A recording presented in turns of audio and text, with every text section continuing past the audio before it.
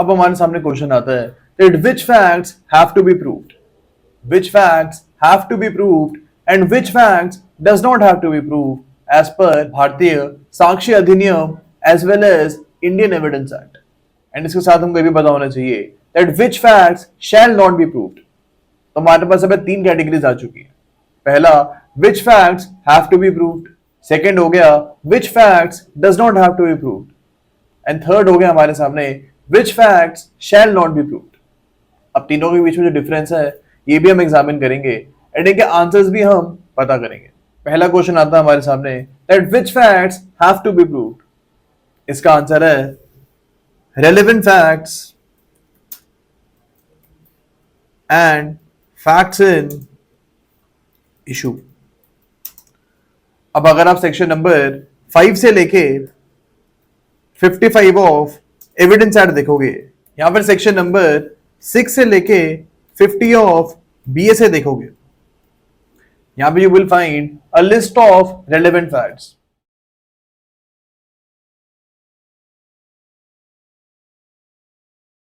For example motive behind the crime हो गया या फिर प्रिपरेशन ऑफ क्राइम हो गया. ये सारे जो फैक्टर्स होते हैं these are relevant facts to prove the fact in issue. For example there is a case of murder जहां पे एलिगेशन लगा हुआ है that A has caused murder of B. यहां पे प्रोसिक्यूशन के लिए फैक्ट इन इशू हो जाएगा that A has caused murder of B, and यहां पे रेलेवेंट फैक्ट हो सकता है that B had a motive to kill A. B और A के बीच में दुश्मनी थी and that is why B killed A. तो हम बोल सकते हैं that relevant facts are actually helping us to prove facts in issue.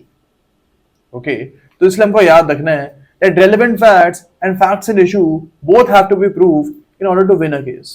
Second question आता है हमारे सामने that which facts do not have to be proved. कौन से facts को प्रूव करना जरूरी नहीं है. इसका आंसर है judicially noticeable facts. ये section number 56 of evidence act and section 57 of evidence act में गिवन है, एंड बीएसए में सेक्शन नंबर 51 एंड 52 में इनके बारे में बात करी गई है. अब इनके बारे में हम जब ये सेक्शन आएंगे तब तो पढ़ेंगे ही, बट अभी हमको ब्रीफ में पता होना चाहिए कि ये होते क्या. For example Delhi is a part of India. Delhi India का पार्ट है. ये जुडिशियली नोटिसेबल फैक्ट है.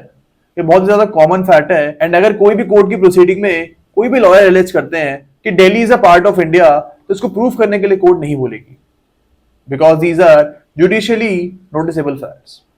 तो हमारे सामने दो चीजें क्लियर हो चुकी हैं that which facts have to be proved and which facts do not have to be proved. अब हमारे सामने थर्ड क्वेश्चन आता है that which facts shall not be proved.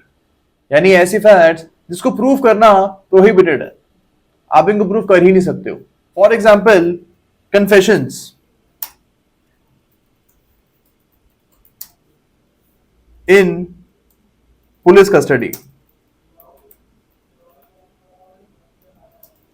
Suppose A ने पुलिस कस्टडी में बोला है कि आई हैव मर्डर्ड बी, मैंने बी का मर्डर कर दिया, एंड साथ ही ए ने ये भी पुलिस को बताया था कि मेरे बी से दुश्मनी थी. तो हम यहाँ पे देख सकते हैं कि फैक्ट एंड इशू भी यहाँ पे ए डिस्क्लोज कर रहा है, एंड साथ में रेलेवेंट फैक्ट जो है ये भी ए डिस्क्लोज कर रहा है. यहाँ पे रेलेवेंट फैक्ट हो सकता है that A had a motive to kill B. A के पास मोटिव था बी को मारने का, एंड हम आगे जाके देखेंगे that motive is relevant fact. तो यहाँ पे रेलेवेंट फैक्ट तो है, but this is prohibited to prove. इस रेलेवेंट फैक्ट को आप प्रूव नहीं कर सकते हो because of section number 26 of evidence act and section 23 of BSA.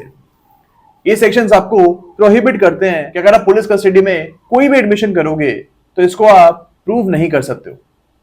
That is why we are seeing here that these facts shall not be proved. एक और example हम लेते हैं. For example privileged communications. Privileged communications जो होती हैं इनको भी आप प्रूव नहीं कर सकते हो. For example A is a person,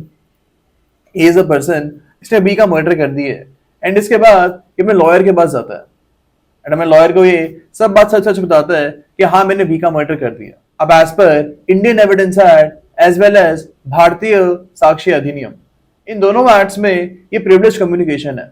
even if client ने लॉयर को बता दिया है कि मैंने मर्डर कमिट किया है, स्टिल लॉयर जो है ये बात आगे डिस्क्लोज नहीं कर सकते। अब एक ही जो स्टेटमेंट है यहाँ पे वो फैक्ट एंड इश्यू को प्रूफ तो कर रही है। अभी प्रोसिक्यूशन की तरफ से फैक्ट एंड इश्यू हो सकता है that A has caused murder of B. जो ए की स्टेटमेंट है एडवोकेट को, ये फैक्ट एंड इश्यू तो हो सकती है बट स्टिल हम इसको प्रूव नहीं कर पाएंगे। These facts shall not be proved because these are privileged communication. Okay, section number 121 से लेके 130 of Evidence Act as well as section 127 to 135 of BSA, in sections में आप देखोगे privileged communications के बारे में बात करी गई है। तो ये चीज हमको यहाँ पे क्लियर हो चुकी है। इसके अलावा हमारे सामने एक और क्वेश्चन आता है that who will prove a fact, एक फैक्ट को प्रूफ कौन करेगा? इसका आंसर है the person on whom the burden of proof will lie, जिस भी पर्सन के ऊपर बर्डन ऑफ प्रूफ लाई करेगा यही फैक्ट को प्रूफ करेगा। For example C is a person, इसके पास शिमला में एक फ्लैट है। C has a flat in Shimla, okay, and C इस फ्लैट को पोजेस भी कर रहा है, वहां पे रह भी रहा है। अब बाद में जाके डी इज अ पर्सन ये एलेज करता है कि ये फ्लैट मेरा है। अब इन दिस पर्टिकुलर केस हमको पता होना चाहिए कि जिस भी पर्सन के पास पोजीशन होती है उसके फेवर में लॉ प्रिजम्पशन क्रिएट करता है। Law creates presumption in the favour of a person who is actually in possession of that house. Section number 110 of evidence act as well as section 113 of BSA, यहाँ पे आप देखोगे that laws creating a presumption that whosoever is in possession of a house will actually be presumed to be owner of that house। अब यहाँ पे C के favour में presumption है तो burden of proof किसके ऊपर होगा? Here the burden of proof will be upon D to prove that D is the owner of that house। अब D को यहाँ पे evidences लेके आने पड़ेंगे एंड इसके ऊपर burden of proof होगा ये प्रूफ करने के लिए कि ये घर मेरा है, बिकॉज लॉ ने यहाँ पे सी के फेवर में प्रिजम्पशन क्रिएट करी हुई है। हमको ये रूल पता होना चाहिए that if law has presumed anything in your favour, if law has presumed anything in your favour then the burden of proof will shift upon the other party. तो ये जो कॉन्सेप्ट्स हैं हमको याद रखने।